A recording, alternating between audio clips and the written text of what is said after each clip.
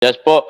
Ma'am Marie, sa tingin ko, alam naman po ito ng mga estudyante. Kaya lang sabi nga natin po, siguro po at sa tingin natin, no, hindi lang din po nila alam kung gaano po kabigat yung Hmm. kakaharapin nilang parusa tungkol dito. At matagal na po itong batas na to, Ma'am Marie, kung di po ako nagkakamali, 1995 pa po ito, itong ating Republic Act 8049, yung ating tinatawag na anti-hazing law.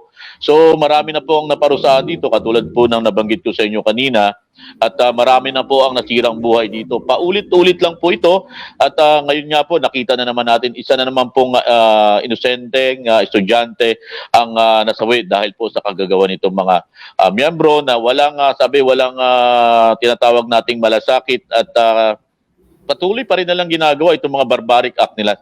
Pwede naman po naman talaga tayong magkaroon ng grupo. Yung produktibong grupo po, hindi po natin kailangan saktan yung ating mga miyembro para patunayan yung loyalty nila sa ating grupo. Ayun, oo. So ano po mungkahin niyo po, Major, para matapos na po, matuldukan po, makarasan po sa mga grupo o mga fraternity po?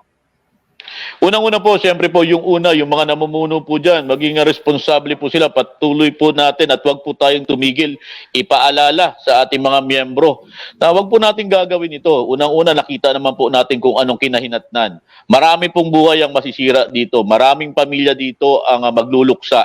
At kung paulit-ulit lamang po ito, at sabi nga natin, hindi po tayo magiging responsable. Maging mapagmatsyag po tayo kahit po sa ating mga magulang, maging mapagmatsyag po tayo, paalalahanan po natin ang ating mga anak. Ganun din po syempre yung mga tagahubog natin sa mga eskwelahan. Patuloy po nating paalalahanan yung ating mga estudyante tungkol po dito. Ang pinakamahalaga lang po talaga dito, yung tinatawag nating awareness ng bawat isa.